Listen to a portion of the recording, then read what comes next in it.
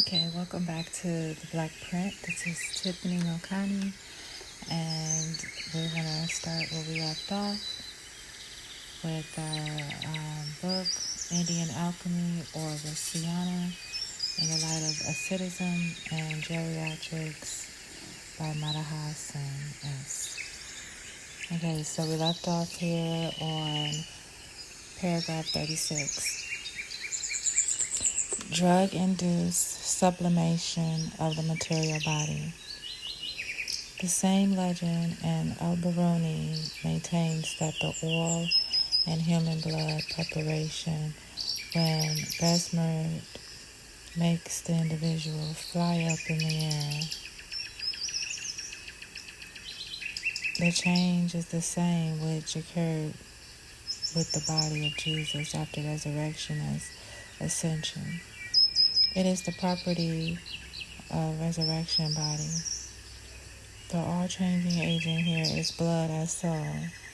Cleverly points out that El-Shahrastani, in his description of the belief of pagan Arabs, does not use the terms Ra, spirit, or Ruh, R-U-H, spirit, and Nafs, soul specific, but says that blood becomes wraith bird, which would be an incarnation.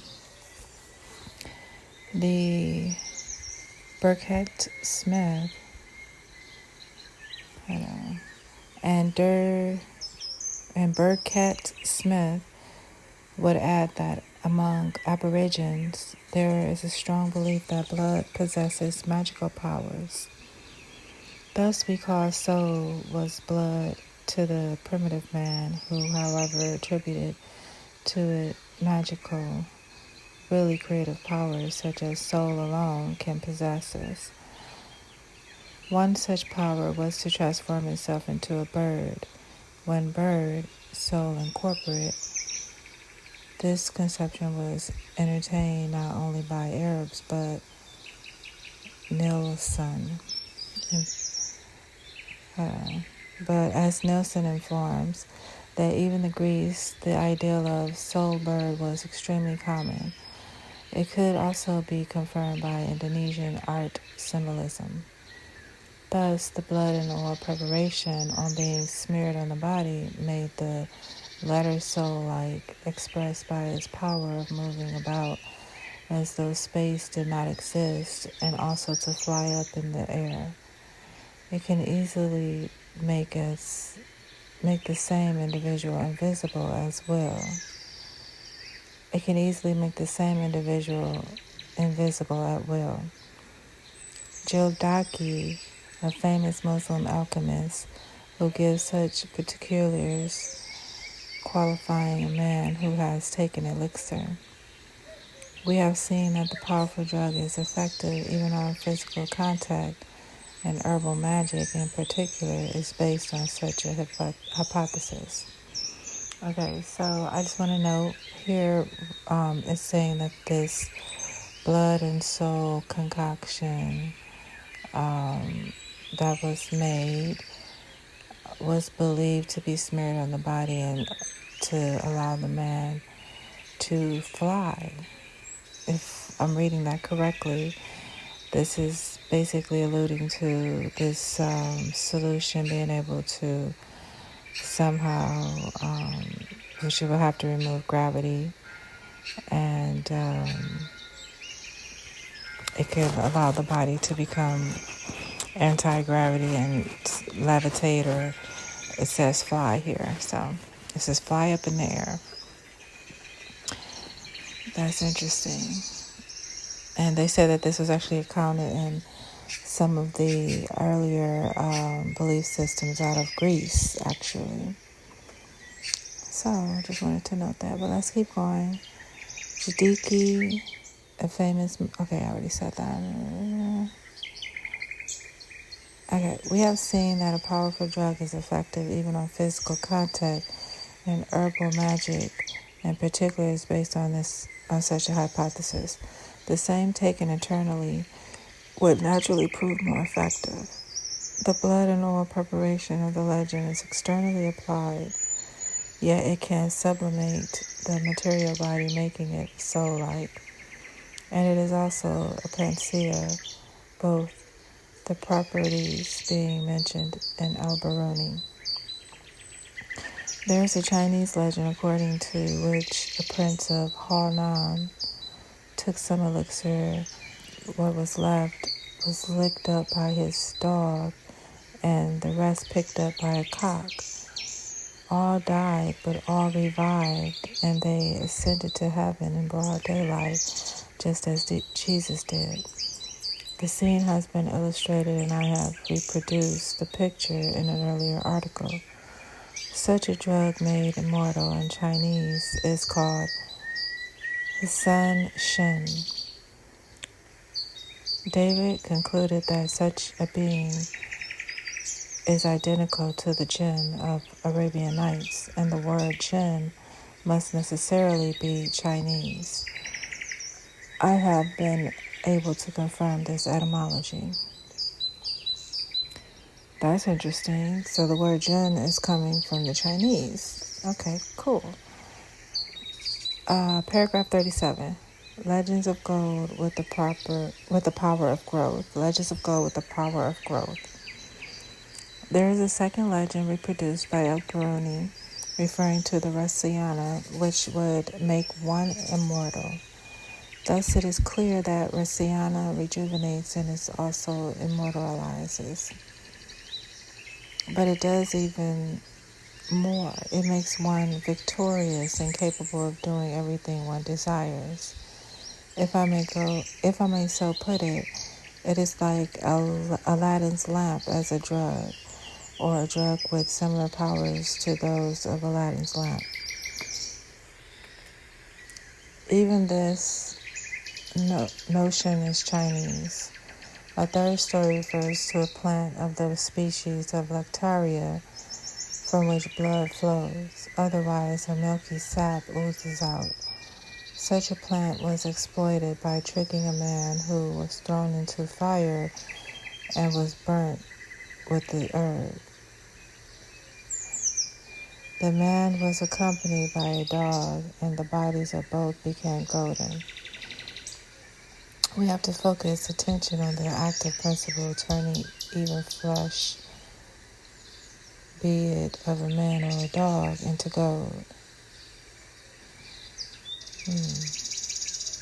Now, okay, so I'm wondering here, is this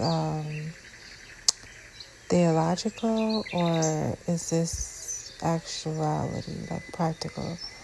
Are they referring to the, being burnt and the color of the fire being golden, as the body, like say that the bodies were so highly inflamed, meaning that the temperature of the fire that was burning the body corpse was so high that it burnt with a golden glow.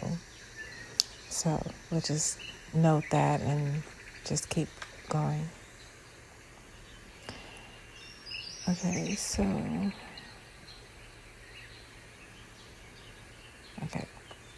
it was apparently a herb, but the juice of the herb was blood-like, or as good as blood. Once we get to blood, it is so, which is miraculous, all-transforming agent. The legend makes a plant imparts. The legend makes a plant the vehicle of the soul, or at least of redness, and the plant is an entity that grows. Thus, the redness of the plant imparts the resultant gold of the power of growth, and the legend is quite explicit on this point. A peasant, seeing the body of gold, cut off a finger and bought foodstuffs with it. But next day, when he returned to the golden man, where the cut finger had been, a new finger had grown. I tried to pursue if such an interesting story has survived. Mrs. Postins found in 1839 that all the people of the Kutch believe in the waters of life and in the philosopher's stone.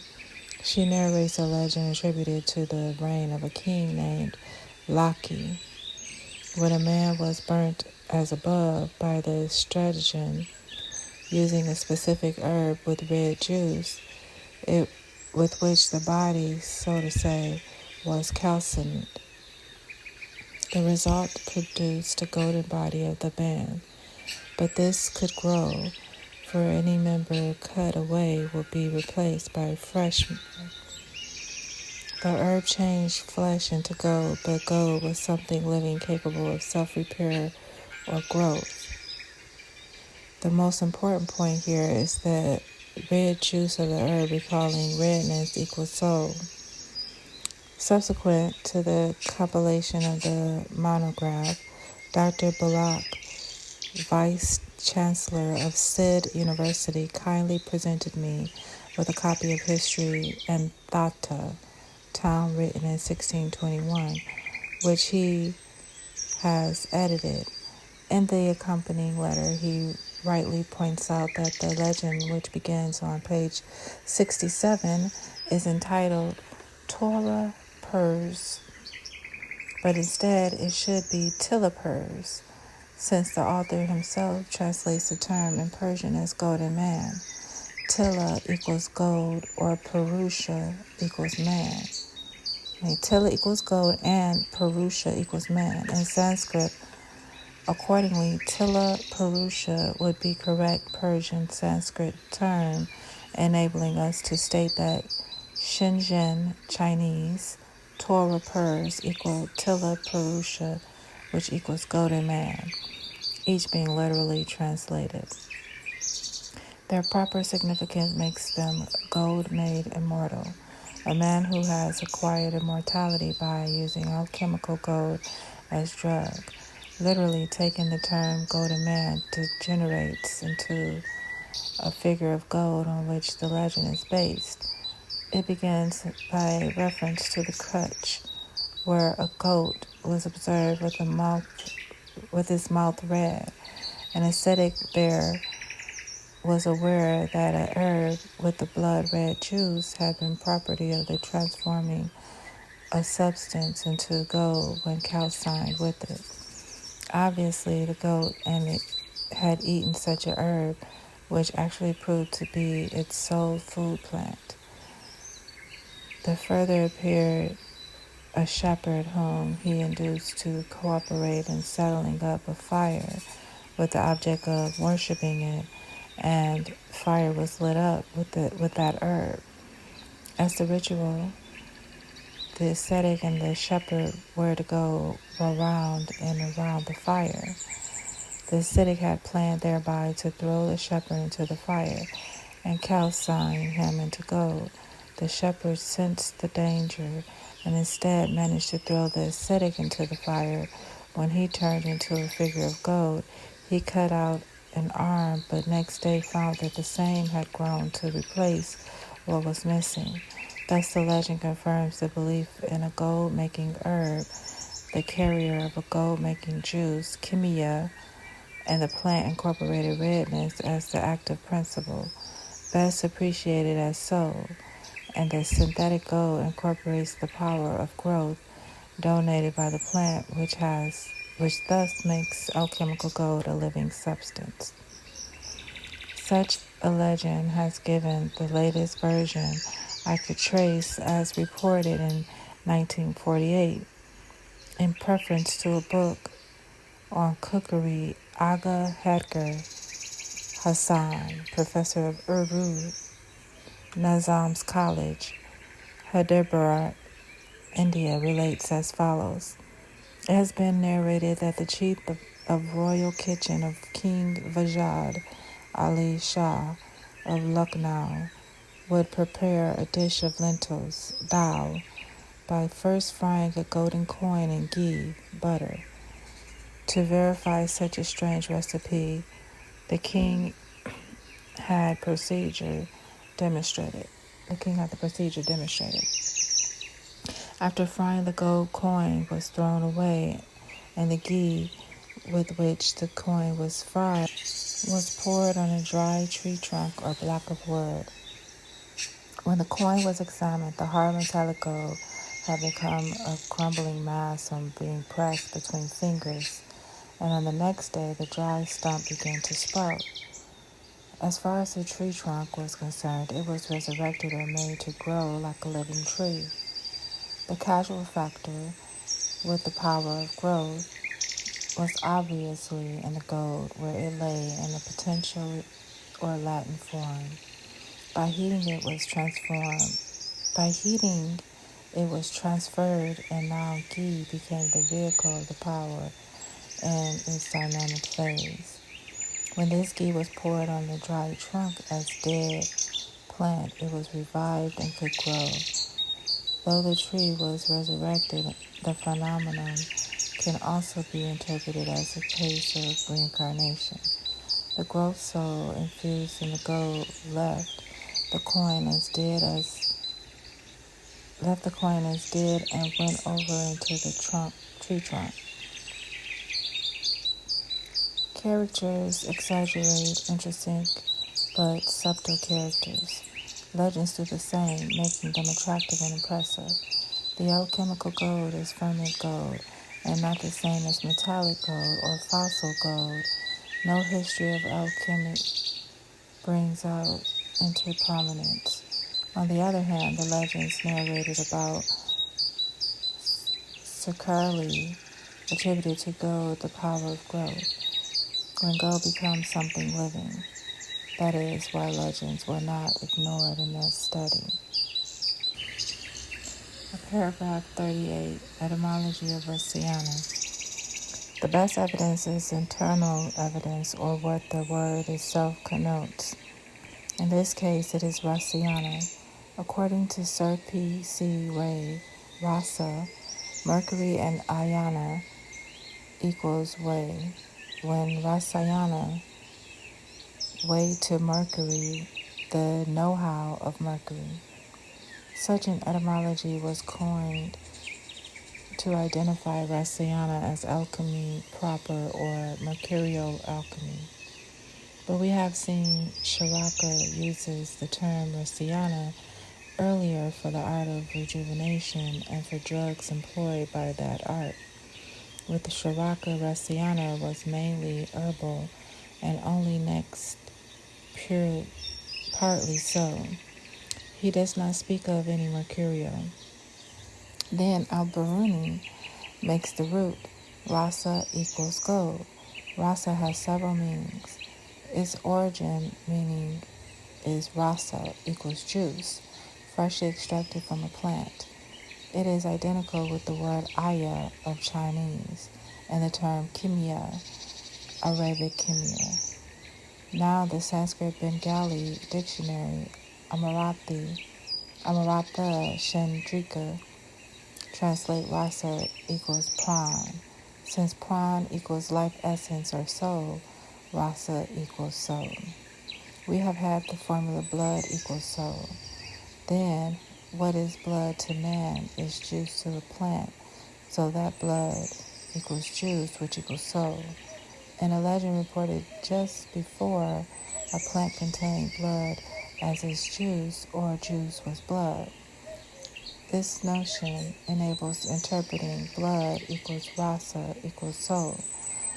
The juice as soul of plant. In dualism, all growth souls are qualitatively identical, though not quantitatively, and blood as also juice are growth producers. So far, no one has paid any attention to Al-Biruni's etymology. Rasa equals gold, so vital in alchemy as the art of gold making. Obviously, his information was derived from some Sanskrit pandit whom he consulted.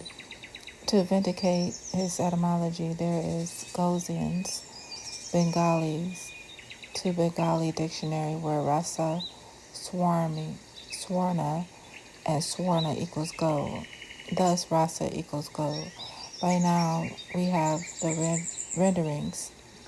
Rasa equals juice equals soul, which equals gold. The equation rasa equals gold can be confirmed by justifying gold equals soul. Gold is the only substance on earth which is fireproof, thus everlasting. According to our conception, soul is eternal. Thus, at least in the sense that gold and soul are both everlasting. Gold equals soul, according to dualism. A metal has a large ratio of soul corporeal, but a negligible one of growth soul. But in gold, the soul corporeal is at its maximum, which makes it fireproof.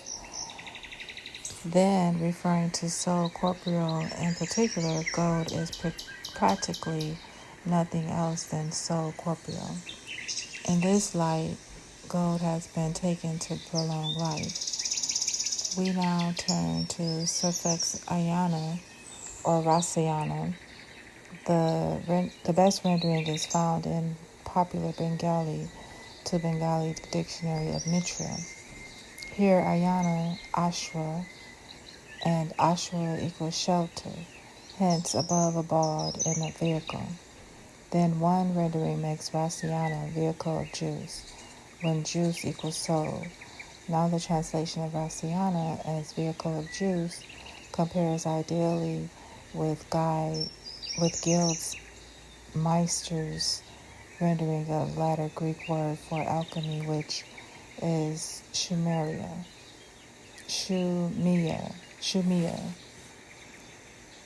According to him, shumia is a concrete noun in the sense of medium containing juice. Here the Greek root is shumos, juice like rasa. The suffix is ia, pertaining to, comparable with ayana, vehicle. Thus, as actually etymologized by Gildemeister, shumia equals Rasayana. The real significance of Rasayana or shumia would identify each as the fountainhead of soul, of creative energy. Each is a concrete noun and juice incorporated. In fact, I look upon chimera as a translation of the Sanskrit word Rasayana. The effective paraphrase, however, Rasayana would be soul incorporated with rasa equals soul.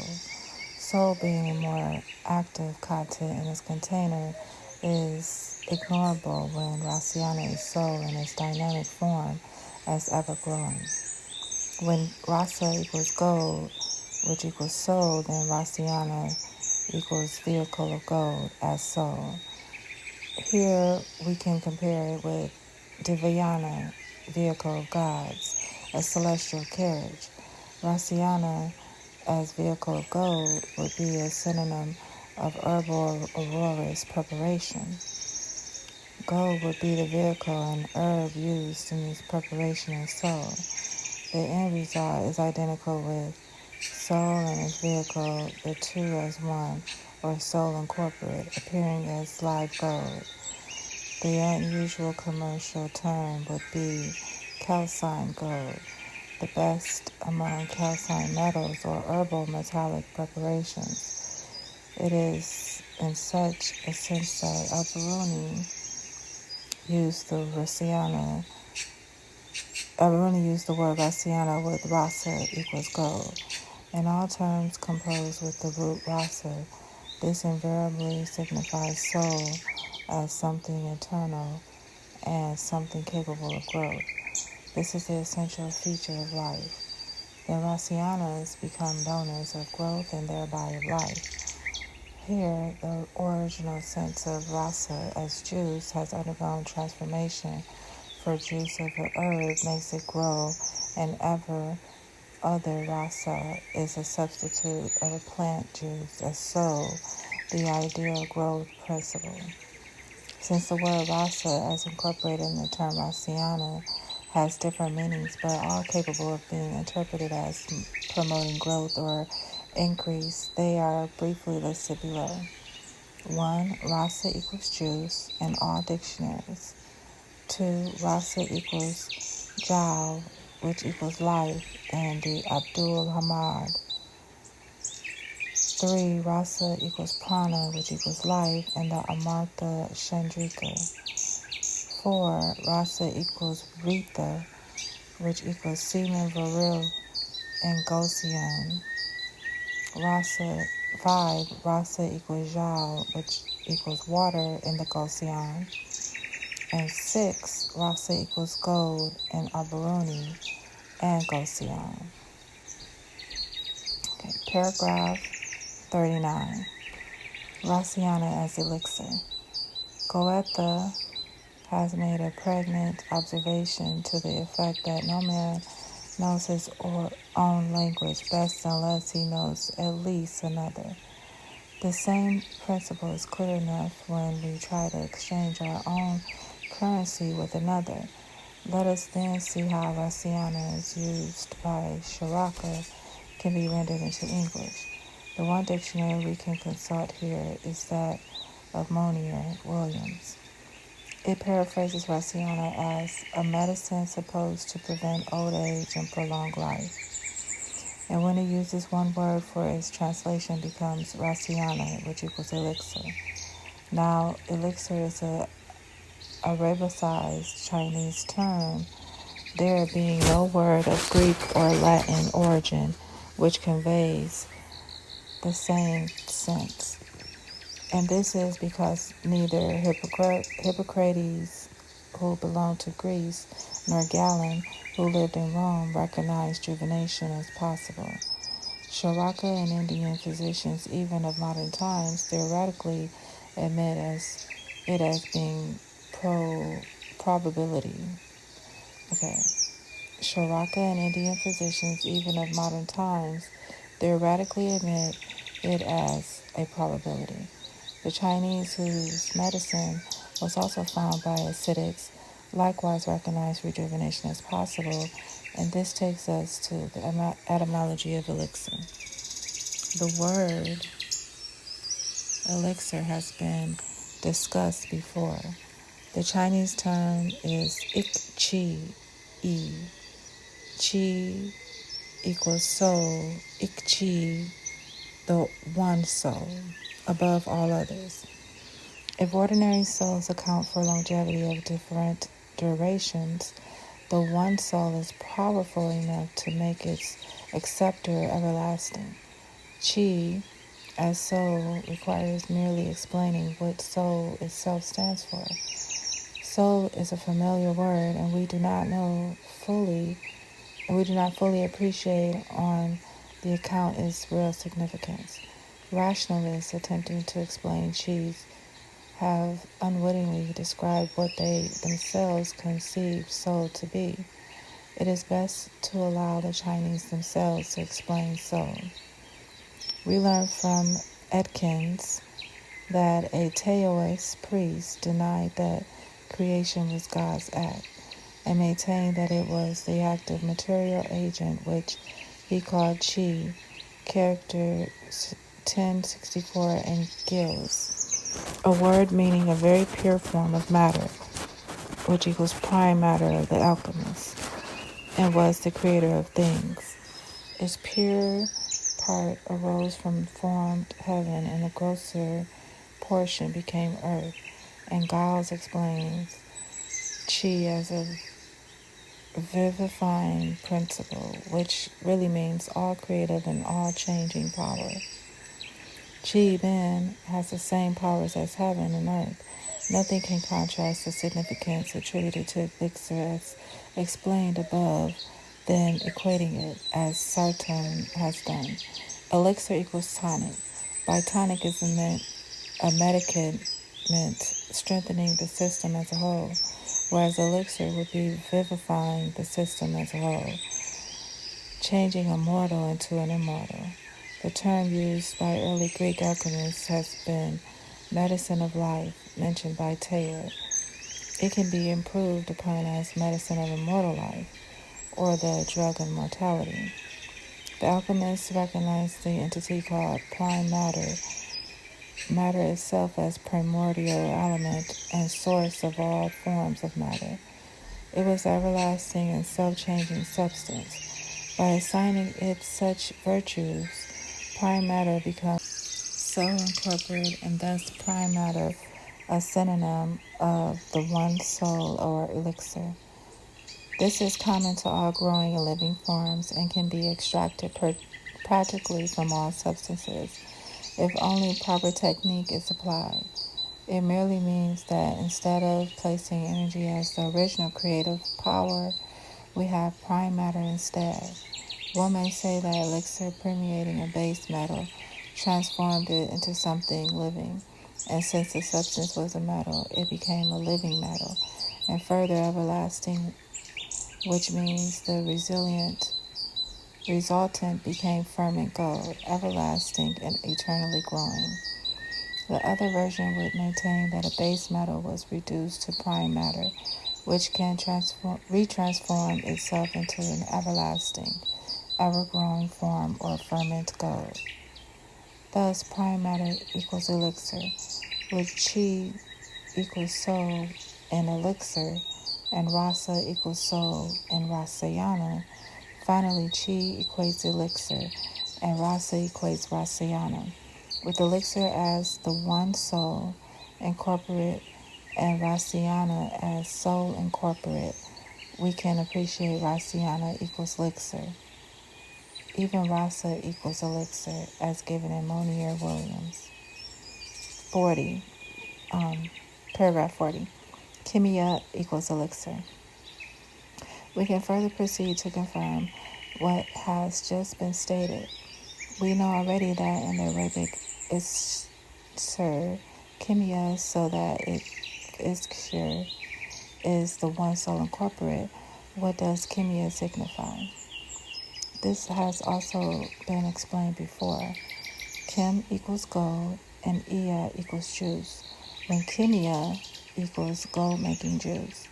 Enough has been said to the effect that the ascetic was not concerned with making gold, but instead with making himself young and thereby automatically immortal. The agency he conceived as leading to rejuvenation was a drug, which itself can be imagined as having been rejuvenated and transformed is now also resurrected. Base metals were underdeveloped, rickety systems. If they could be made to grow continuously to their maximum capacity and remain everlasting as well, they would be transformed first into gold, and for it is everlasting, and also into a ferment, for ferment is ever growing. They then become the donors of the same virtues to a decrepit old man. The drug then becomes ferment gold.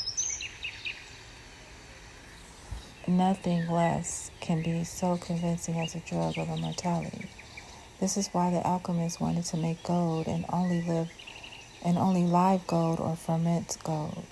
When this was heated or melted, the ferment was killed and dead. Gold became the bullion gold we all know. Then, generational reproduction as a property of life was conceived as simply bringing opposites into proper juxtaposition.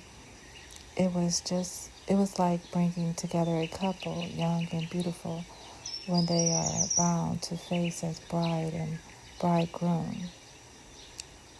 Judaki thus depicts bringing the two opposite elements as the fundamental step in synthesizing gold.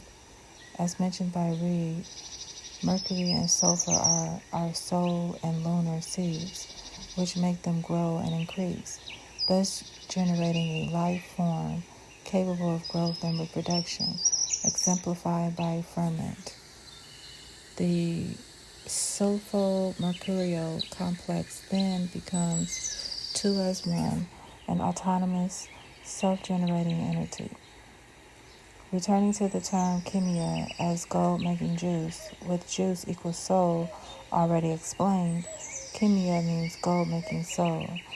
When this is applied to a metal, as rehearsed as by an alchemist before Mukan Sin, The resultant gold incorporated the juice of a growing plant as soul. Even the legend of gold coin assumes delivering its active principles as the power of growth to Gi, and this forcing a dead tree trunk to grow, when gold is the vehicle of growth soul. Then the gold-making soul changed a base metal into gold by entering into the latter, with the resultant as soul and gold, or gold now as the carrier of gold soul. Briefly, it was soul incorporate with the form of gold. As soul incorporate, Kimia becomes a synonym of elixir, as also of Rasayana, each having been explained before. In Rasayana, Rasa is the juice as soul, and Kimia, Iya again, is juice as soul. In elixir, Chi is clearly soul. Okay, paragraph 41. Drugs of rejuvenation, Chinese and Indian, as reaching Alexandria. These are legends assuming natural substances as rejuvenation and immortalizing man. The earliest seems to be water as a fountain of youth. Next, water of life as elixir of youth and immortality. Then there were herbs growing in deep waters, apparently as having imbued the powers of water. Finally, there was soma and even vegetable preparations like amarita or ambrosia. In historical times, we have had Rasayana and Moimia, and finally, as existing even today, Makara Dawala. Water as causing vegetative growth, and plants as growing entities, incorporate the causal and active principle of growth-inducing power. Of most powers in nature, growth is very impressive, so much so that growth equals life. The abstract notion of life identifies as soul when this becomes an all-becoming and all-changing power, with growth as most conspicuous property. On attributing all changing powers to a plant itself as carrier of soul, there arose herbal magic. On the same principle also arose mineral magic. This has been briefly explained as follows. Starting with redness as soul, the Chinese at first had a mixed ore of minimum and cinnabar. Purifying it by fire, they got lead and mercury. Briefly, a red mineral equals soul equals lead equals mercury, the latter being subsouls. When this theory reached India, it was modified, giving as subsouls mica and mercury. No one has tried to interpret their origins, which can only be understood as modifications of the early Chinese theory, with lead and mercury as the two elements which make all other metals and minerals. Latter, the Chinese could properly select cinnabar as the best substitute of blood and color. This made cinnabar equal soul, and the two components, sulfur and mercury, subsouls. Nothing better than cinnabar was found as equal to red blood, as consequently no attempts were made to further improve upon sulfur and mercury as the two elements which enter in the makeup of all metals. To accept the redness of cinnabar as soul is to understand mineral magic, and to accept sulfur and mercury as subsouls is to understand alchemy as the phase of mineral magic. Okay, so I just want to note right here, we're going back to just kind of going over briefly, recalling that literally this notion of red equals soul. This red substance became the ultimate rejuvenating substance because of its likeness to blood, to the color of blood. And so that's would have just stated how it was founded off of that ideology, and then there were other philosophies that were built upon that base foundation of just basically matching the color of cinnabar, mercury, sulfur being red, and being likened to match the color of blood red. Okay, let's keep going. Oh, also I wanted to note how it also made note that mercury and lead were basically the base to all other metals. I guess the fundamental elements to building all other metals. So just wanted to point that out as well. Okay, so let's keep going. It says, now, whenever there was a conception of soul, which is life essence, there was automatically the power of growth. If plants could donate their soul to increase the lifespan of man, minerals, specifically red, could do the same. This easily explains how mercurials or products derived from cinnabar could do likewise. This theory has persisted upon up to date for an India vermilion, as Makara Dawara is believed to be a panacea or a drug that reconditions the patient as a whole rather than specifically remove any particular element, so that the one chronically ill becomes healthy and the old becomes young. The drug is all-changing, forcing every indolent tissue to grow and repair itself.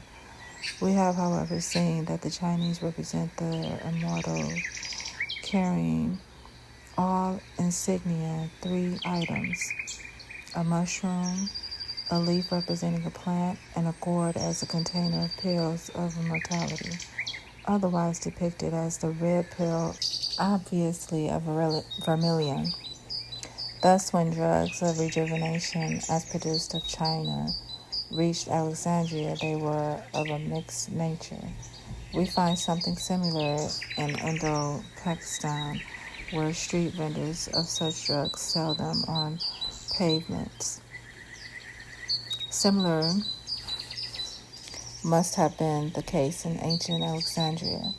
As soon as Alexandria became a popular center of trade, the neighboring Arab sailors brought Chinese silk for sale. They also brought alchemical drugs of immortality called chemia.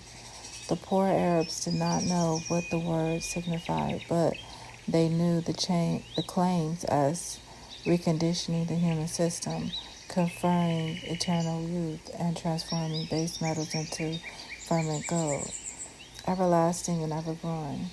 In Chinese, chemia is gold-making juice, which signified juice as soul-making, its acceptor as everlasting as gold. The term would, however, belong to herbal magic. Later on, chemia was replaced by the term elixir in Arabic, which incorporates the notion of soul as such. Here, mineral magic must be superseded. Chemia in Arabic is identical with elixir, both substances as magical as blood in the eyes of primitive folks. From red, we learn that, as Roger Bacon maintains, alchemy is a science teaching to make certain medicine called elixir chemia, which casts upon metals as imperfectly grown bodies fully perfects them when their adolescence means their becoming ferment gold, ever-growing, and hence also everlasting. Davis also confirms that according to the same Roger Bacon, the mineral substances in the mines are quicksilver and sulfur. Metals and mineral substances are procreated from these. Again, from red, we find that given sulfur and mercury, they make baser metals grow and increase, thus imparting the properties of living bodies as bound to make them remain forever. Elixir prepared from cinnabar comprised of mercury and sulfur, each in its nascent or activated condition, which can then induce any vehicle, man, or base metal to grow and repair to its maximum. It is the resultant of such induced continual growth that can repair itself in every way, appearing in one case as immortal man and in the other as alchemical gold.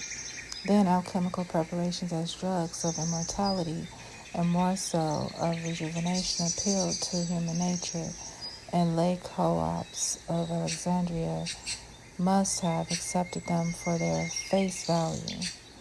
Alexandria was found about 300 BC.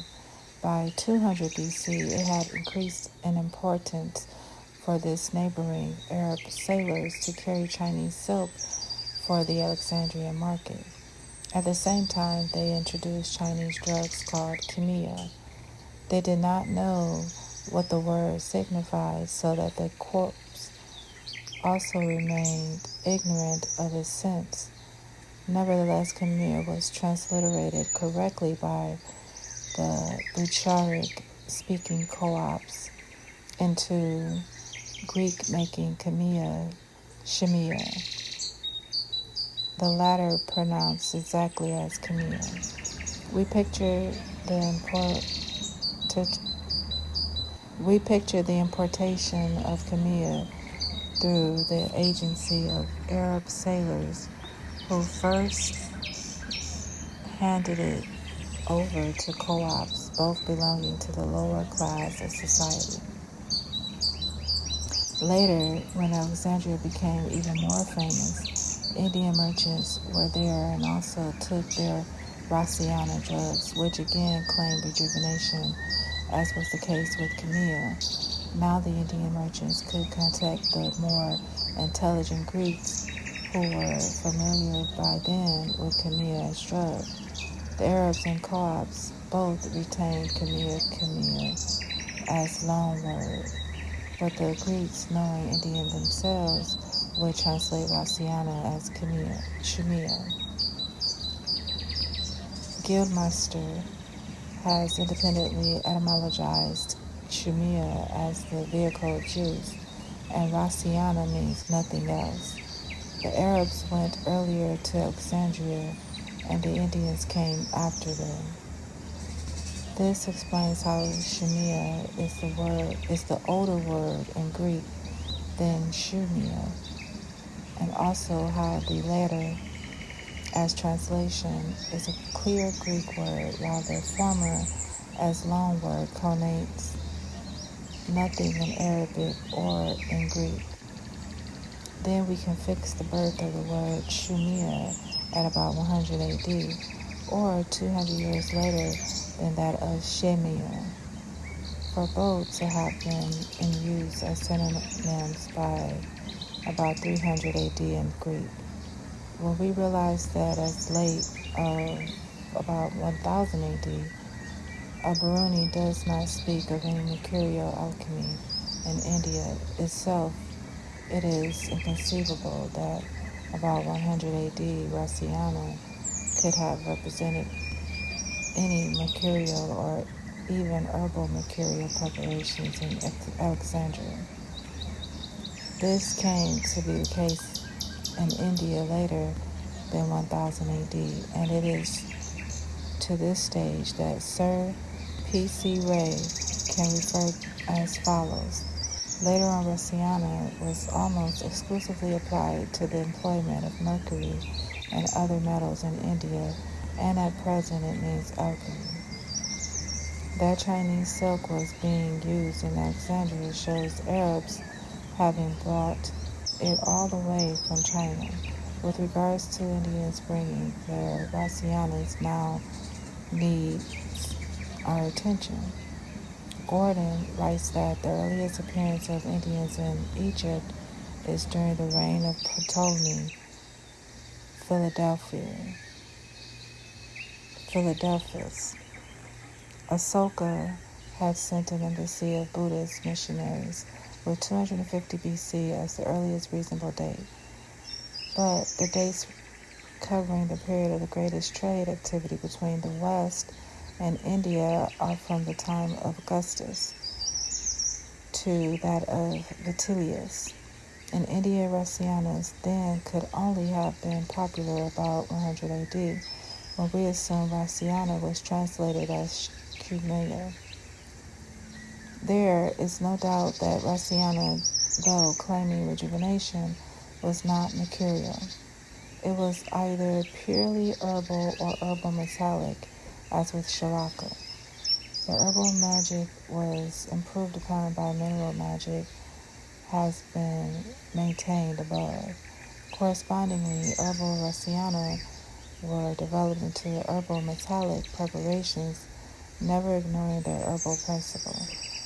This is also confirmed by the earliest reference to the alchemy in Greek literature itself.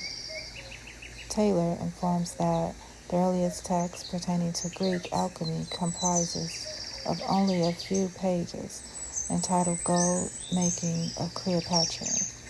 The dialogue opens with the words, Cleopatra said to the philosophers, the alchemists, look at the nature of the plants in the first instance, and we know from the rehearsal of the idolized method of making gold, as reported by Makan Sen, that their success depends upon the procurement of a gold-making herb.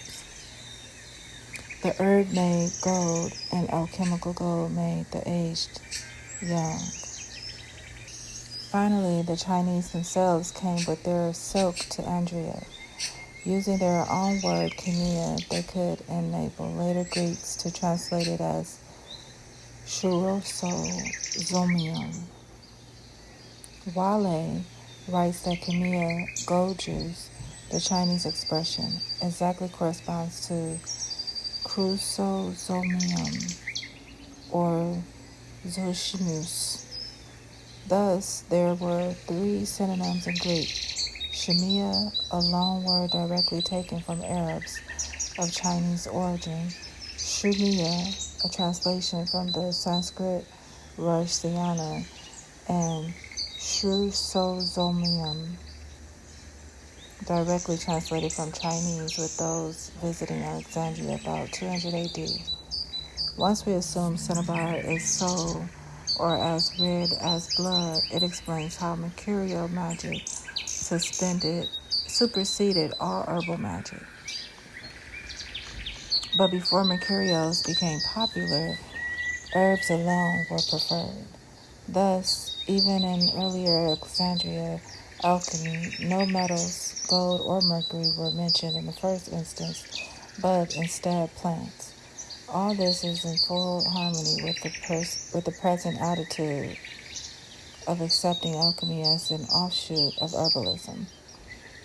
Thus, early Alexandria alchemy was as herbal as early Indian alchemy, or even as that of China. Later, even in India, mercurials as drugs of rejuvenation, later specifically called the Rasayanas, whereas the previous herbal mineral preparations or calcined metals were renamed bhashmas, or burnt. It is the stage then that deserves the remark of Sir P.C. Ray that later on Rasayanas was almost exclusively applied to the employment of mercury and other metals in medicine, and at present it is also means alchemy. To be definite, Rasayana means a drug of rejuvenation and a panacea, but Rasayanas as medicaments at present are all mercurials. On the other hand, non-mercurials are bhasmas. Rasayana as art continues as before to be concerned with rejuvenation. Inasmuch as they accepted alchemy also as the art of rejuvenation, there was no need to coin another name for alchemy. Thus, mercurial alchemy and herbal metallic Rasayana all became identical in aim when alchemy equals Rasayana. Finally, it must be pointed out that the idea of rejuvenation has been most ancient and universal. Even the Old Testament speaks of his flesh as a child's. He shall return to the days of his youth. Job 39:25. And thy youth shall be renewed like the eagles. Page 103:5. Rejuvenation by incantation, magic, mineral waters, and herbs has all been tried all over.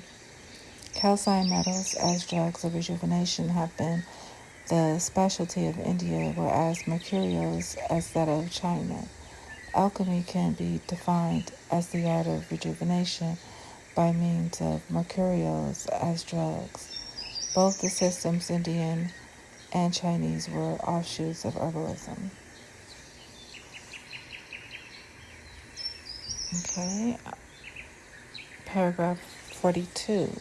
Rasayana as a proper name. Writers have mentioned princes being interested in alchemy. Alchemy in its degenerative phase as making bullion gold appeals to greedy people, and princes were no exceptions. But let us consider a normal, prosperous man enjoying all the comforts and pleasures of life the world can offer. His only anxiety then would be to maintain robust health or youth and next longevity. Here the aims would be identical with those of the ascetic who founded Rasayana in India and alchemy in China. Then to such a prince facing the infirmities of old age, his court physician could not make himself more popular than by specializing in rejuvenation. Now the art of rejuvenation, which is Rasayana, when personified, would be Dr. Rasayana. That Rasayana actually exists as a proper name has been totally ignored. P.C. Ray quotes from an old Indian history the poet's Bana's account of the court of King Harsha, who ruled at Kanauj from 605 to 647 A.D., entitled Harsha Charita. We are told that there was a young doctor of Punavasu race named Rasayana, holding a hereditary position in the royal household. We now proceed directly with the etymology of the name Rasayana. Comparative etymology suggests its comparison with the name Narayana. Mitra's dictionary analysis, Narayana with Nara, water, and Ayana equals shelter. This makes Narayana equals water shelter or water protector, which is absurd. But Abdul Hamid in a Bengali textbook equates Jal equals water, which equals life. And in dealing with the fountain of life, we have accepted water equals life essence. Accordingly, Narayana equals water protector, which equals life protector. And we know otherwise that Narayana equals Vishnu, God, the protector of life. Thus, we are sure of our etymology above as correct. After this monograph was completed, I incidentally read in K. Bharata, Eryer's Indian Art, Asia Publishing House, Bombay, 1958, page 31, as follows.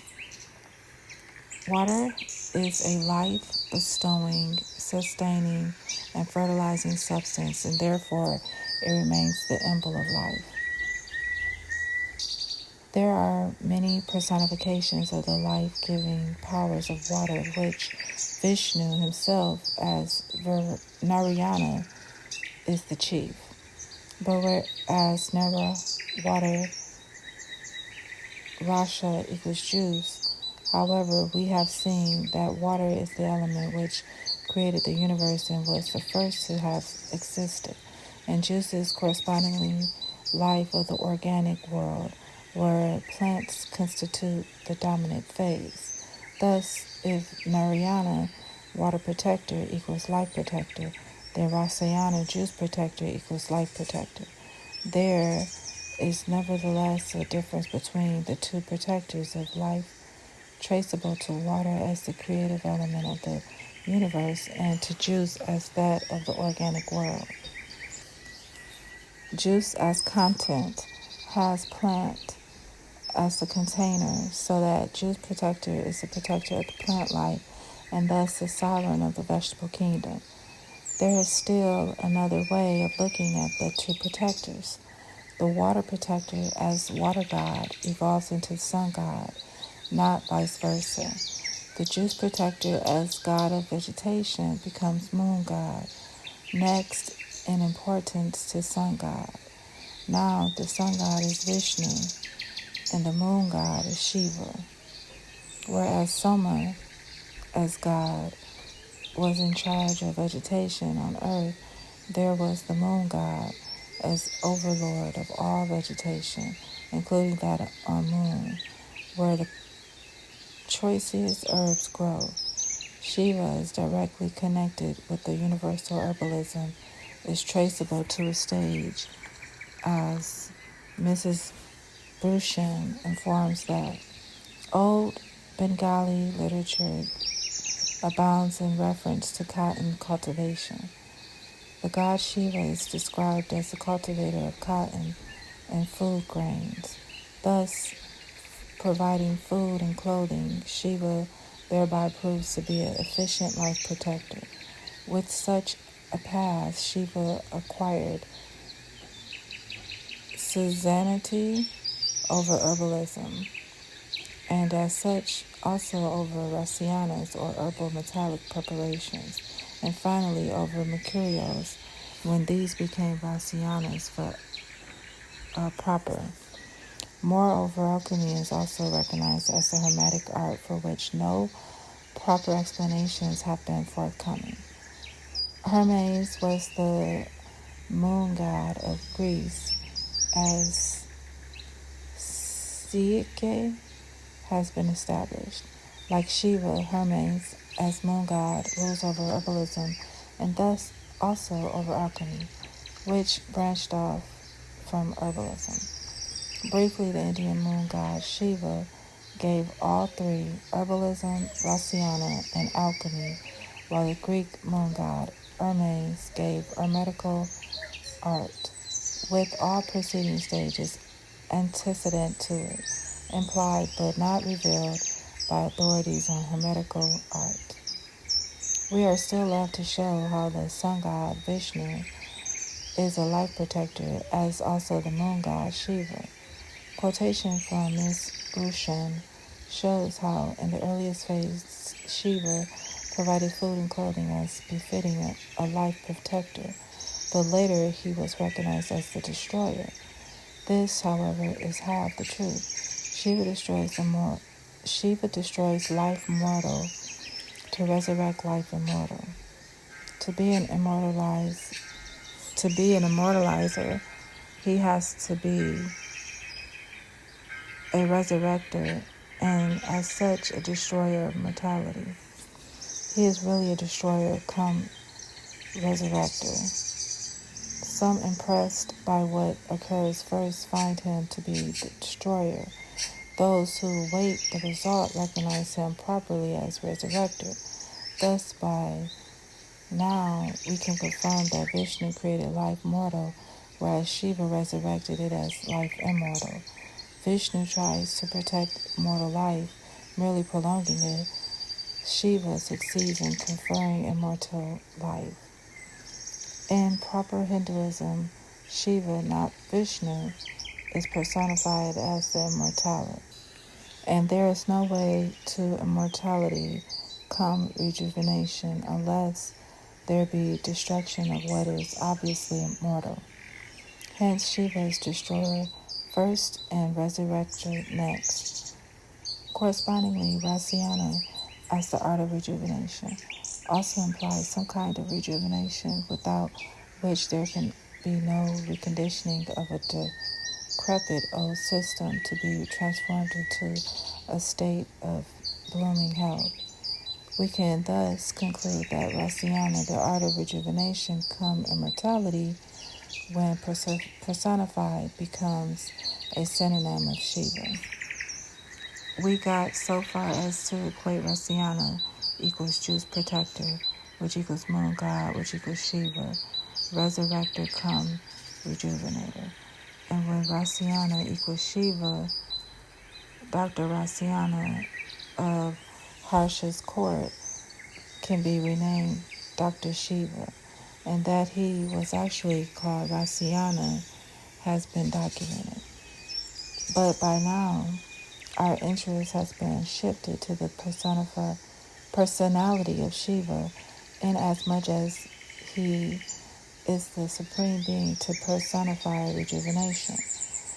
What then is the evolution of Shiva in the light of history of the pseudo art of rejuvenation? Paragraph 43. Rasayana as Shiva, the resurrector in the Hindu Trinity. We have Rasayana personified as Dr. Rasayana. Further, we find Rasayana defied as God Shiva.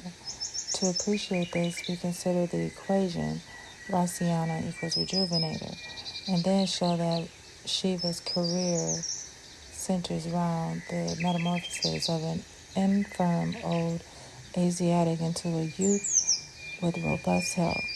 Mrs. Bhushan explains Shiva was originally a cultivator come protector, offering food and clothing. From a mere protector, he became a resurrector, and as such, a god equal to Vishnu and Brahma. Such an evolution is not strange in Hinduism. Max Muller has shown how the kitchen fire of the nomad Aryans finally became the powerful god Agni of Vedic religion. Correspondingly, Rasayana, the drug of rejuvenation, became Shiva as the deification of the art of rejuvenation. Here I am reminded of what a French cynic has remarked.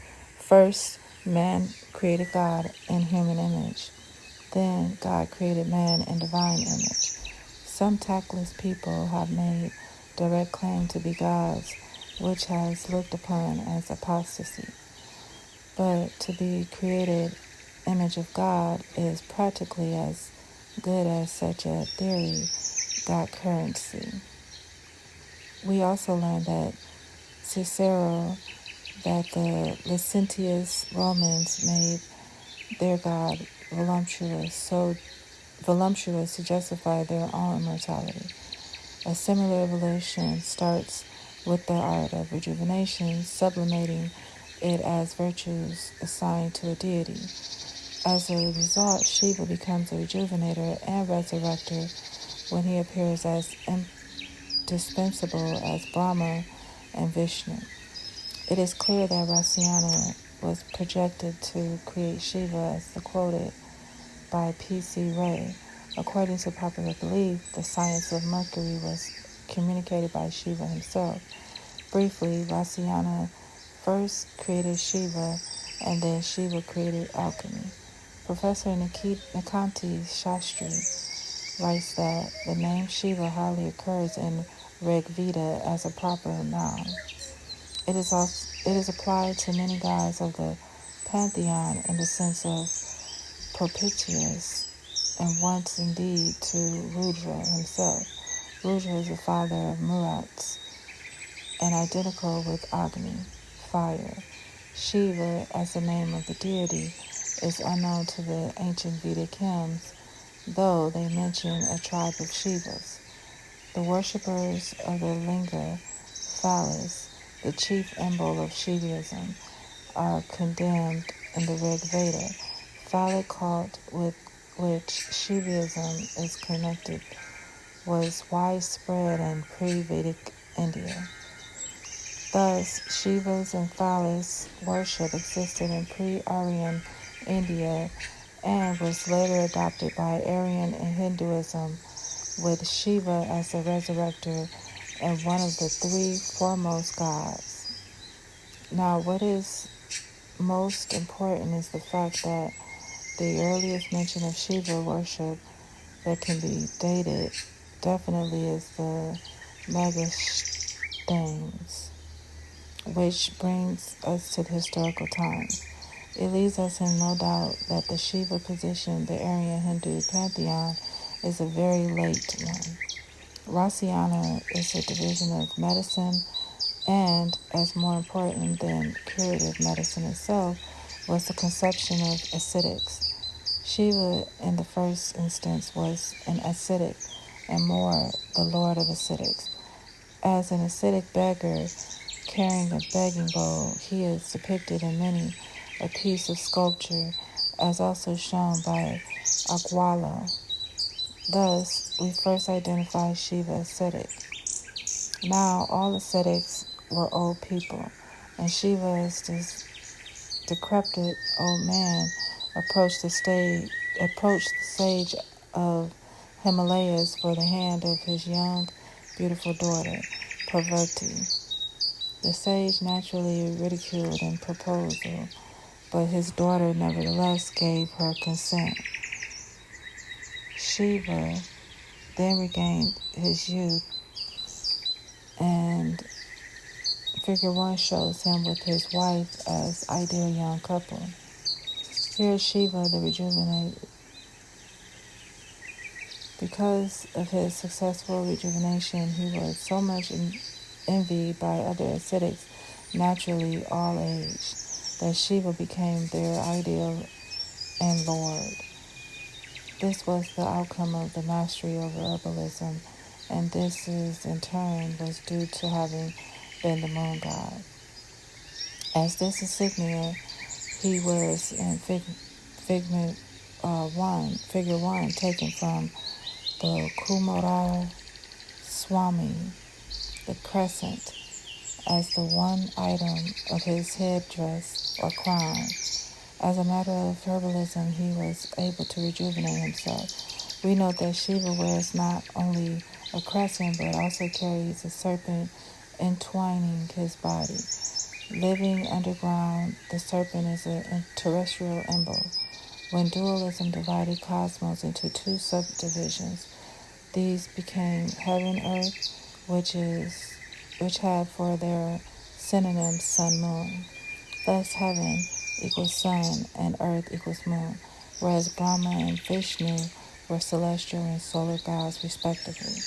Shiva was terrestrial come lunar. Thus, the moon god came to have terrestrial serpent as his emblem. Now the serpent mounts annually and conceived on that ground to renew its youth. Thompson informs that, according to the Egyptian Book of the Dead, the deceased prays to become like the serpent. I am the serpent Sata. I die and I am born again. The Phoenicians believed that the serpent was the faculty not only of putting off old age and renewing its youth, but also of increasing its strength and structure. Shiva was regained his youth and enters the Hindu Trinity as the resurrector.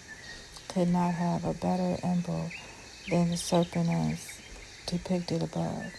Moreover, the earth has a soul, and this confers fertility. Then, who can harbor it better than the serpent, a typical terrestrial creature? Thus the power appearing as fertility in the form of profuse vegetation is that of terrestrial soul, and serpent is custodian. Serpent is the symbol both of fertility and of rejuvenation. As such, crescent moon and Shiva's head and the serpent around the body symbolize the rejuvenating powers of herbs in the moon, as also those of the earth. Figure 2 shows Shiva actually filtering a herbal extract as the Rasayana of his choice. What was Soma to Vedic ascetics was Rasayana to post-Vedic Shiva. The scene depicts as if cannabis indica extract and no soma juice was the drug. Parvati is helping her husband in the operation of filtration. The scene comes from an old Kashmir enamel, now enameling it not indigenous to India, so that the art must have been introduced into India from China along with alchemy and tantrics. This refers to the time when in Kashmir a special school of Shivaism was dominant, which dates about 6th century AD. Maharajah of Kashmir is respectfully awaiting any orders to be carried out. A bull is also shown, and the bull is the emblem of fecundity, associated with the phallus worship. Thus, Figure 2 shows Shiva as the lord of herbalism and as such exploiting his knowledge to rejuvenate himself. Meanwhile, differentiating the two emblems, bull and serpent. Bull equals fecundity and reproductivity, whereas serpent fertility being as earth spirit. Moreover, the serpent can rejuvenate itself and remain immortal, which explains its worship in southern India by the Shivites and by ancient Egyptians and many others the world over. Briefly, as emblem, serpent equals fertility, come reproductivity equals immortality, and each, fertility and reproductivity, is an incarnation of creative power. We realize this best by the symbols to which such creative powers are indirectly attributed. Crocodile as emblem of water is one. Serpent as emblem of terrestrial power is another. With these two symbols as representing creative powers, even delayed rains can be invited, as we shall see a little later. Returning to Shiva as the rejuvenator using herbal extracts in Figure 3, he appears as master herbalist. Shiva is depicted on a plaque discovered by Agrawala at Aceticism, a famous site in India. He has 4 hands. The left hand in the rear carries a pot of herbs. It becomes the emblem of herbalism. He also wears a broad ribbon diagonally placed on his body, resting on his left shoulder. It carries as a symbol a leaf shown in clear outline. The leaf thus duplicates the herb in the pot. Then the right hand in the rear bears a lotus flower, which is quite obvious. Close to it is a circular object clearly beaded. This has been misinterpreted as a rosary in the back right hand. When a rosary is lifted up, it cannot remain circular. Sohani explains that the beaded borders on Gupta coins are a row of lotus seeds. The so-called rosary in Figure 3 is also beaded and would represent lotus seeds. Thus, Shiva is holding a lotus flower and a row of lotus seeds. We now come to the importance of lotus himself. Lotus is the only plant which does not eject its seeds as such to germinate elsewhere. Its seeds mature within the seed bud, and when just germinated, leave the mother plant as young living plants. It is the only plant which can be called, as it were, ovoviviparous. This is really a zoological term suggesting that eggs hatch within the mother insect and the young emerge as independent motile creatures. Thus, lotus represents the only case of self-generation, as it were, in the plant kingdom. And what is self-generating really means self-reproducing, besides self-growing, which is the feature of all plants.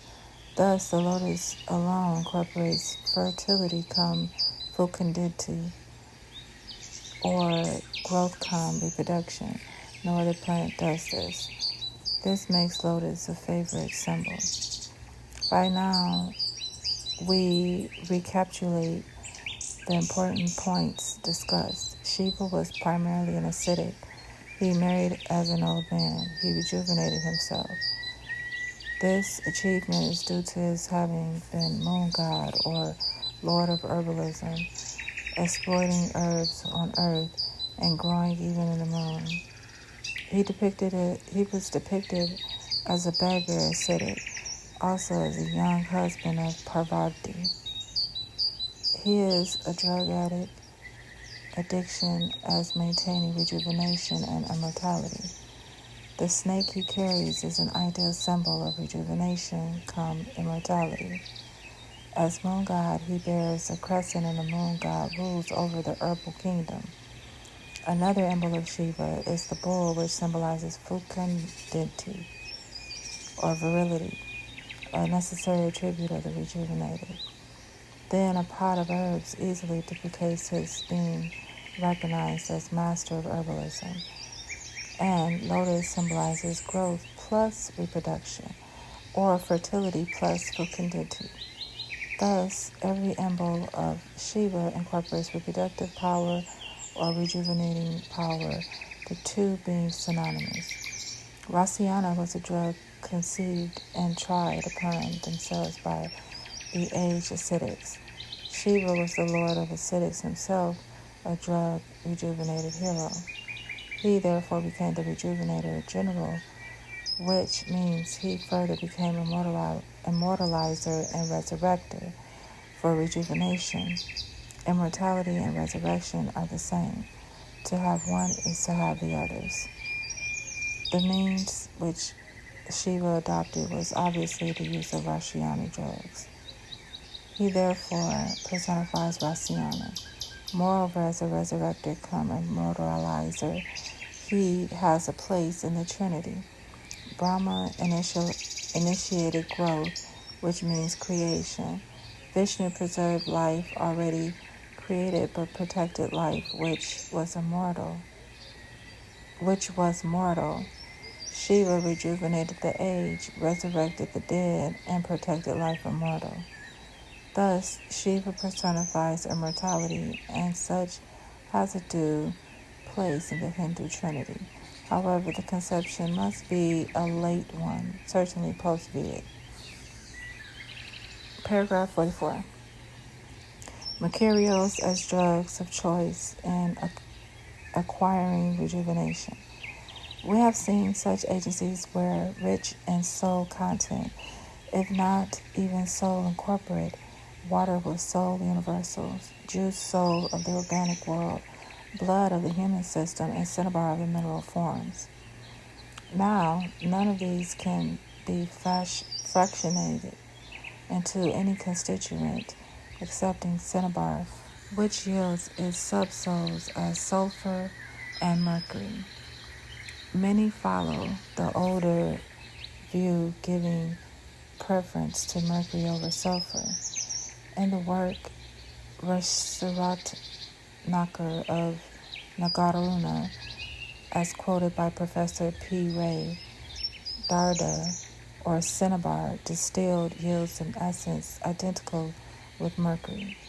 Now the word for essence in the text is sativa, or sattva, which Monier Williams translates as vital breath essence, and words meaning soul in many languages are derivatives from roots meaning breath.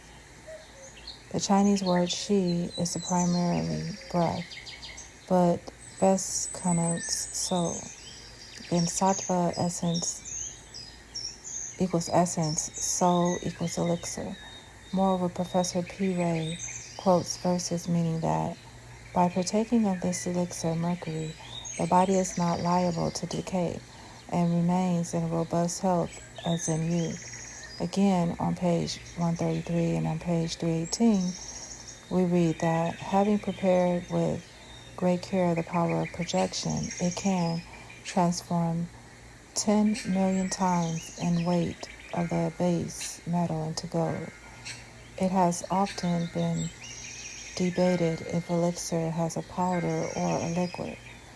Its designation in Sanskrit is Maharasa, literally the great Jews, but clearly denoting Mercury, which being a mercurial or preparation of Mercury must be a powder. Recalling our previous interpretation, rasa equals juice equals soul. It makes Maharasa greater juice equals greater soul, which equals elixir, thereby bringing gold-making juice and gold-making mercurials close to each other.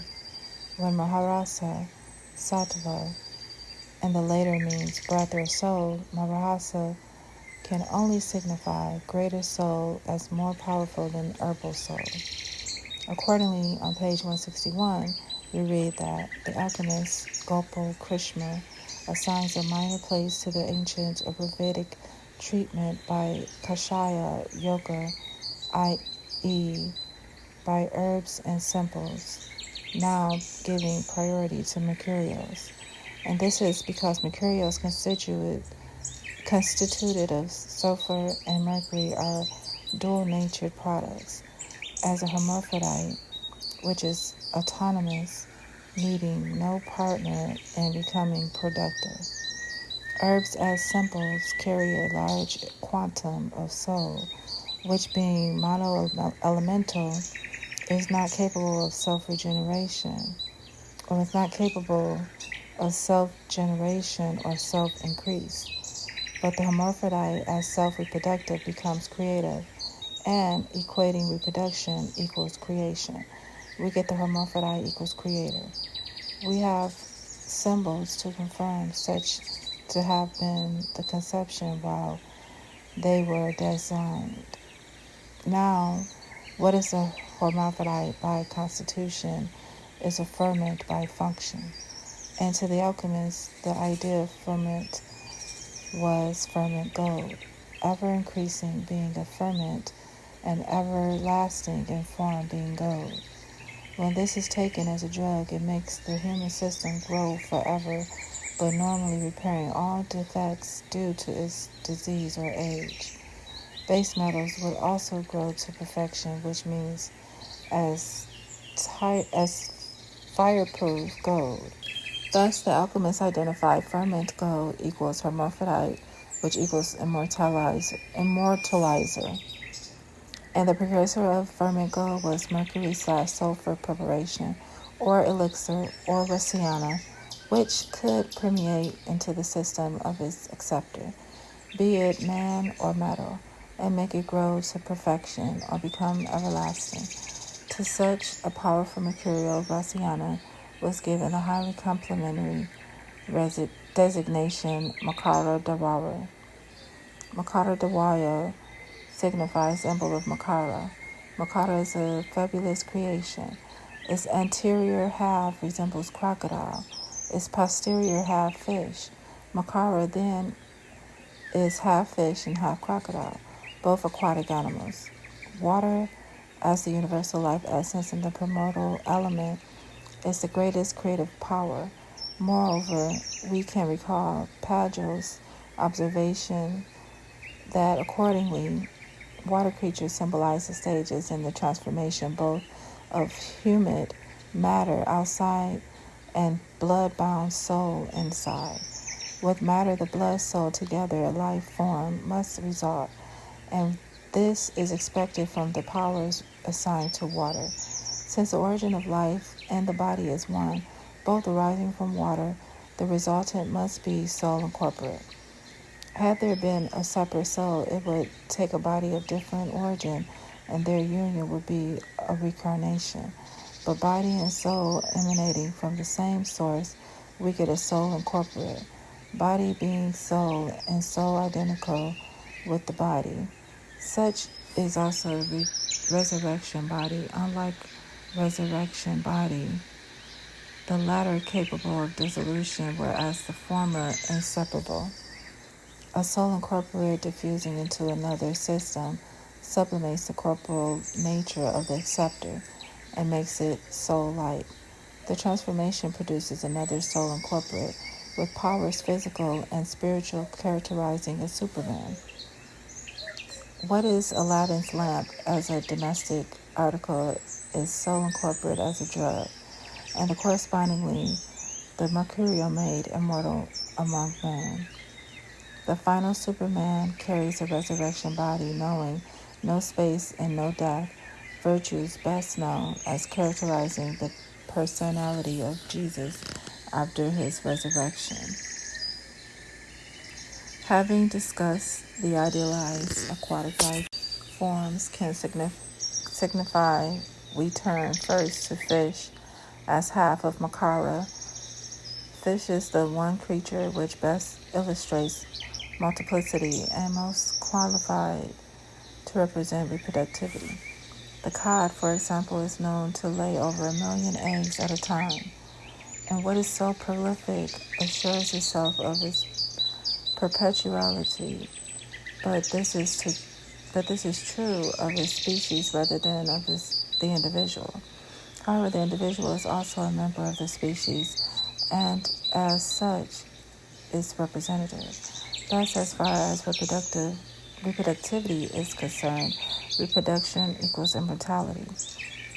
This increases the series of equivalents, including immortality, when rejuvenation equals immortality, which equals resurrection, which equals reproductivity.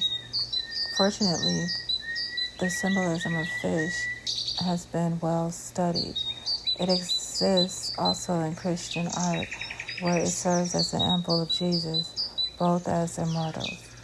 Let us here attempt to understand creation. It is something inconceivable, for it assumes existence with nothing preceding it. Now man observed that growth of a plant depends on least upon water and that of an animal upon food. On the contrary, reproduction appears to be independent of form provision. It is production out of the resources of the system itself. Thus, reproduction comes nearest to the creation as production out of nothing other than the system itself. From such reasoning, man equated reproduction, which equals creation. This also explains the philosophy supporting Shivaism. Reproductive power being creative power, the male reproductive organ becomes the symbol also of creative power, and also such linga and phallus came to be worshipped. Nalakanti Shastri explains that in Shivaism, phallus worship is worship of the creative cosmic principle, and that the linga or phallus becomes divinity or creativeness, consequently present. All such notions are directly attributable to reproduction equals creation. Thus, when we come to a hermaphrodite, it is self-growing, which does not mean much, but it is also self-reproducing as such creator. Now a ferment is also self-reproductive, and when gold, already everlasting, becomes self-reproductive, it becomes creative power everlasting. This makes gold ferment the best of its kind. According to the alchemists, equated hermaphrodite equals ferment, which equals immortalizer. The Christian alchemist has further substituted as symbols Jesus equals ferment, which equals immortalizer, and also hermaphrodite equals creator. And as much as fish is a prolific breeder, it functions like a hermaphrodite. However, Makara Delaware is more than fish. Okay, so I just want to note here that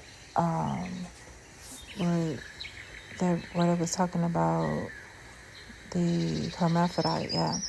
Okay, so I think that this translation, as far as hermaphrodite being a creator, is being misinterpreted because, as we can see in our current state of being, as in today's society, a hermaphrodite cannot self-reproduce. That's why I don't subscribe to the notion or philosophy of androgynous beings being the one ultimate. No, it was woman. I do believe it was woman as being the perfected creative, or the perfected body,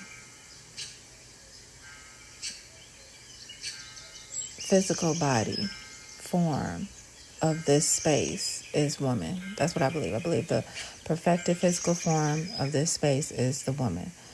I don't believe that it goes back to a hermaphrodite, because if that was so, hermaphrodites would be able to produce babies on their own in today's current time, but they cannot. Normally, I don't know, I'll have to do a little bit more research. Maybe if I'm wrong, correct me in the comments. But normally, when you have a hermaphrodite, they usually have one or the other organ working. One or the other is working. Very seldom is both of the sexual organs in operation at the same time, or being able to function. Okay, so I just wanted to note that. Now it says we have now to deal with Makara, the Sanskrit word for crocodile. Flowing water is most obvious as rivers, and the largest creature found therein is a crocodile. This is true of most large rivers the world over. Then crocodile becomes the emblem of water, and as such symbolizes the life-giving powers, both as fertility and fecundity. To remind again, fish and other emblem of water represents reproductivity rather than growth. Archaeologists have already studied crocodile as symbol. Malawan refers to a seal in Egypt from Osiris temple, identical with lizard design found in the Mesopotamia at Brock, described by the Patriarch as crocodiles. These crocodiles designs in Egypt's seals and elsewhere may be connected with the act of rejuvenation, or with the act of reproduction, rather. Thus, both fish and crocodiles serve as symbols of fecundity, or reproductivity, which has to be further equated with the creative power. Now, this can also be confirmed in some villages of India, as the Maharashtra. A procession would be instituted to invite rain. Besides the cobras and pots, there would be carried on long poles the giant monitor lizard of the crocodile. The lizard would be further smeared with vermilion, as though it was being consecrated with redness, as so to represent it as the potentiary of the Creator. Hence, here is the lizard is a proper substitute of the crocodile, for the lizard is carried alive and later allowed to escape as such. Then the reptile first represents the crocodile as such reproductivity and creative powers, which can easily induce rainfall. And it has been explained that a serpent also represents fertility. The interested reader may refer to the article by H. Miller, who also illustrates the lizard. There is a parallel case more obvious as appeal to reproductive power and conferring fertility. Crawford reproduces a picture showing in a farm phallic menhirs near Sadhu in South Ethiopia, so that the cultivator believed to have the symbol of the generative organ was as good as having reproductive power itself, and once reproductivity was there, fertility was bound to be present as well. This custom of erecting the image of phallus would also explain Shivaism. The power that the phallic menhir would generate would be creative power, which is what Shiva, worshipper of the same symbol, also believed, and which he uses as the main object of worship. Theoretically, phallus, in incorporating reproductive powers, is endowed with creative powers, and as such becomes the emblem of the Creator himself. Nalakanti Shastri actually states that in Shivaism, linga phallus is divinity consecratedly present. It is as good as the plenipotentiary of the Creator. It seems a highly exaggerated idea, but facts conspire to confirm such belief. Returning to Makara, the crocodile more than the fish, the fertility come for Katandi. Being the fish and the crocodile, it represents the ideal combination of reproductive creative powers. Das Gupta found a temple phrase depicting Makara. Its body became a geometric pattern as an ever-increasing spiral. Its head resembles that of an alligator or crocodile, and from its open jaw springs a creeper, which is a plant with a spiral body. This motif is a fertility symbol and common to the early Indian art. The body itself as spiral, further emitting a creeper as spiral from the mouth, suggests a spiral symbolize growth, which is idea as characterizing a creeper. It means Makara here has transformed its reproductive power of fecundity into the vegetable growth of fertility. The phallic menhirs of Ethiopia would likewise produce fertility though they essentially symbolize fecundity. Having dealt with the Makara, we return to the Makara Dawara, the emblem of Makara, which is the cinnabar or mercuric sulfide, symbolizing the virtues of fish and crocodile. These represent reproductive creative powers. As actually prepared sulfur is taken with the mercury, to which gold is added and the mixture sublimated. The resultant is vermilion with traces of gold. It is pulverized and further levigated or made fine enough to become soul-like.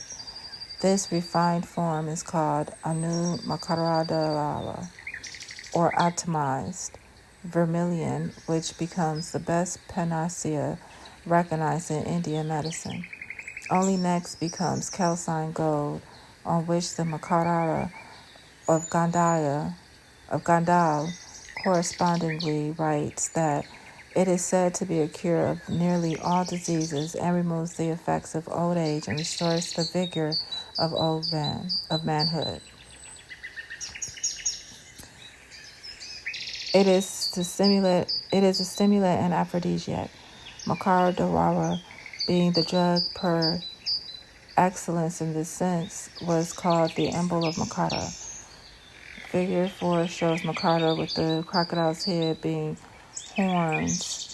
horns, and its body ending in a tail as that of a fish. What is interesting is the duplication of its powers of the fecundity revealed by a semi-nude, sex-appealing young woman holding a child to confirm her being by no means sterile. Since the symbol of reproductivity also becomes a symbol of mortality, Makara is found even on churches in Europe. Figure 4, however, is taken from Marshall's work on Gandhara art. Paragraph 45, Makara Dawara, or Cupid's hallmark. Following Goate's instruction, we try first to interpret Rasayana, which equals elixir, and thereby to compare Rasayana or Indian Griatrics with Chinese alchemy. Makara Dawara is now to be translated not literally but rendered effectively to bring out the sense in it incorporated when the term was coined. Makara Dawara is a panacea and also an aphrodisiac. We have seen how on taking Rasayana, old sages become attracted to women. Makara itself symbolizes reproductive power, and Makara Dawara is a symbol. Thus, Makara Dawara as drug should also be an aphrodisiac, which would imply this as a crowning virtue. Now, in the Greek mythology, Cupid is the god of love, and as such, would be most interested in aphrodisiacs. Then a preparation after his heart to meet with his approval can be called the Cupid's emblem. Here we have merely replaced Makara by Cupid, but we can proceed to confirm that rendering Cupid's emblem. Figure 5 is taken from Reed and shows the laboratory where Cupids are the alchemists. When they have approved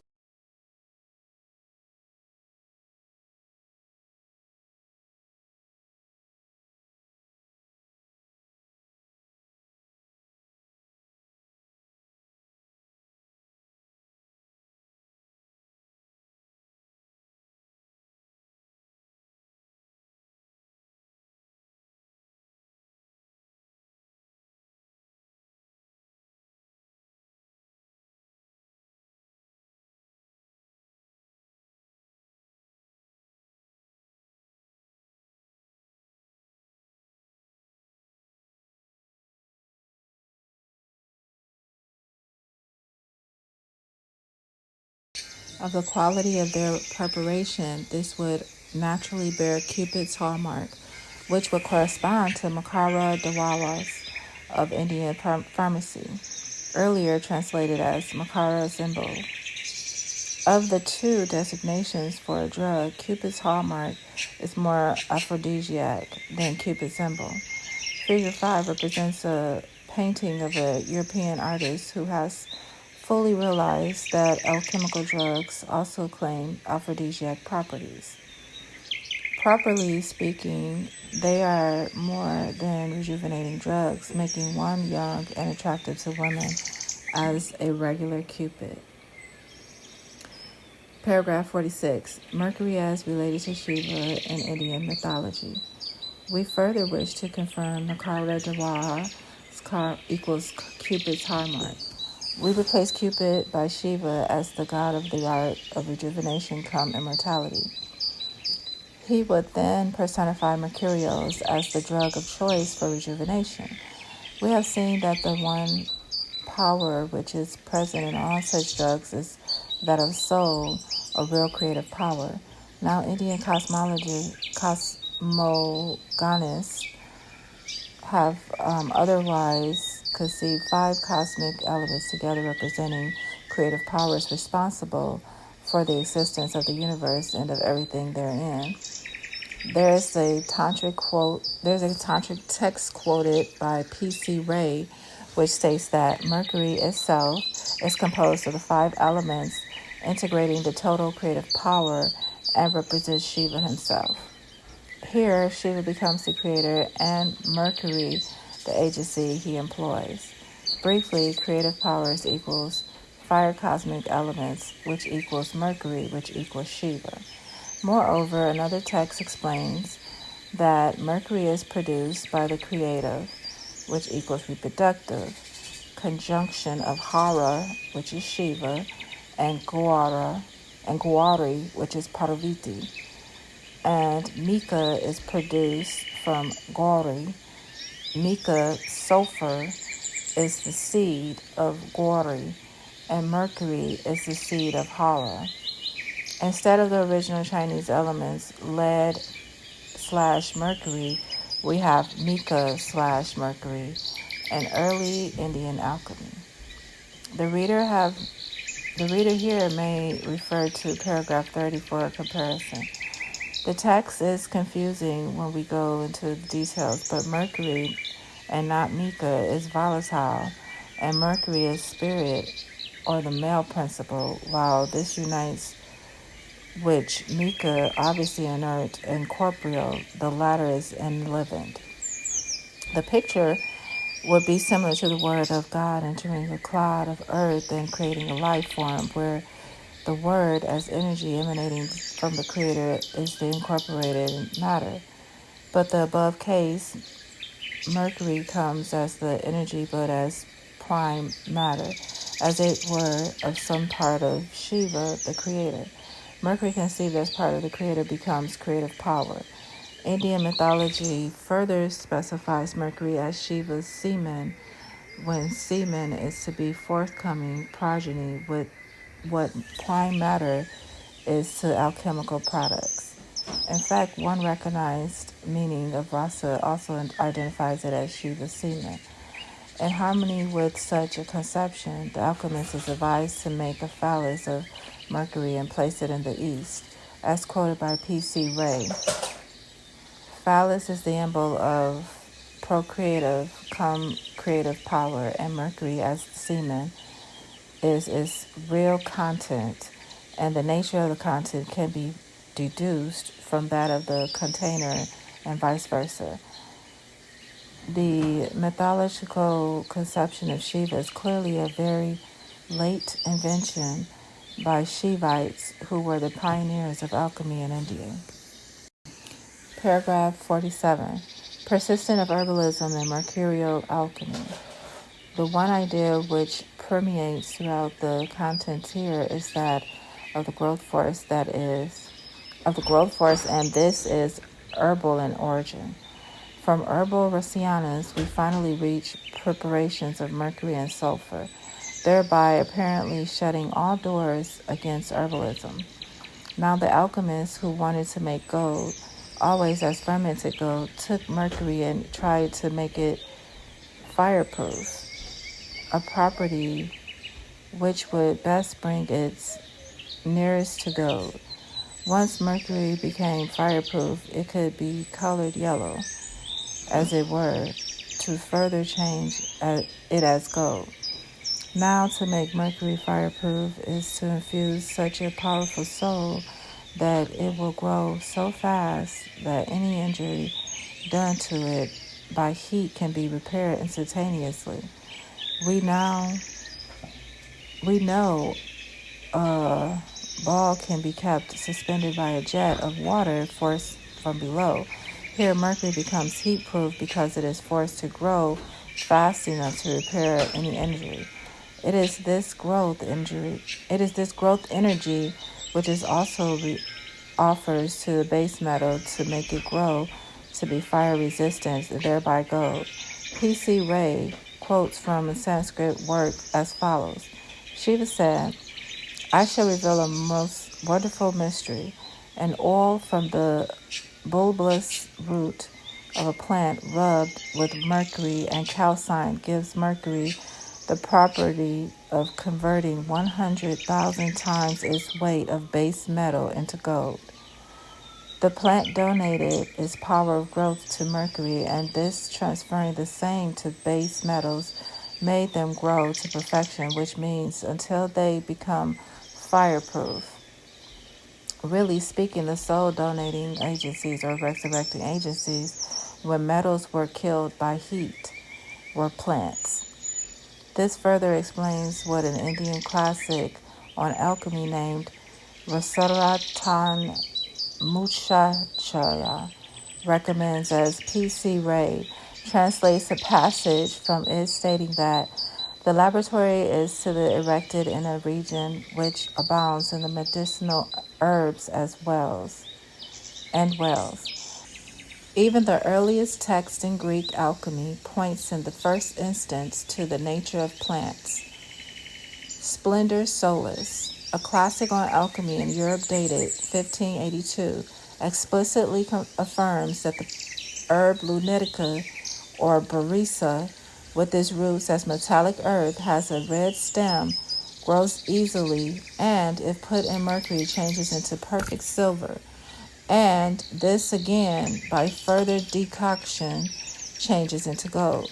And this gold, as a ferment, turns hundreds parts of mercury into the finest gold. There is a fable relating that Aeneas and Sylvis went to a tree which had golden branches, and as often as one broke a branch off, another one grew in its place. The legend was added as appealing to human curiosity, but it serves to emphasize the nature of active principle with which alchemy is concerned and its power of growth everlasting. It will be noticed that Al-Biruni, Mrs. Patans, and Professor Aga Hadar Hassan all have narrated similar legends. Thereby we note first that the miraculous herb is exploited and this makes everything grow so well that the acceptor of the growth soul becomes everlasting, be it as the fervent gold or as immortal man. Okay, so we're going to stop right here, and we're going to pick back up on paragraph 48 when we come back. But I would just like to note that, I'm liking this book so far. I'm getting a lot of insight on a lot more than just alchemy, and it's tying in a lot of little notes that I've kept compartmentalized in my mind. It's linking it all together and revealing a even bigger macro reveal of a story, which we'll go over later on after we finish the book. I have another paper which is going to is a follow-up paper to this book that was also written by Dr. S. Mahadasan, and we're going to go over that. I'm going to read that next and upload it to the channel. So if you're liking what you've read or what we've been reading so far and going over, do like, share, and with someone else that could find this information valuable, and subscribe.